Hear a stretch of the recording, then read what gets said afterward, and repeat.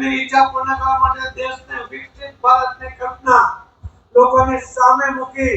એ જ રીતે મહાત્મા ગાંધીજીનું એક સપનું, એમનો જે સત્યાગ્રહ વખતે સ્વતંત્રતાની સાથે સાથે સ્વચ્છતાનો પણ જે આગ્રહ હતો, એ આગ્રહને સાકાર કરવાનું કામ પણ માનનીય પ્રધાનમંત્રી શ્રી નરેન્દ્ર મોદી સાહેબે એ પૂર્ણ કર્યું છે.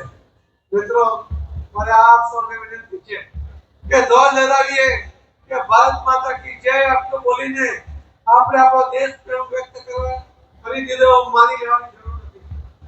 જે માનનીય પ્રધાનમંત્રી મોદી સાહેબે ઘરેડ પડી છે, એ ઘરેડ ઉપર ચાલવાનો પ્રયત્ન કરવો જોઈએ.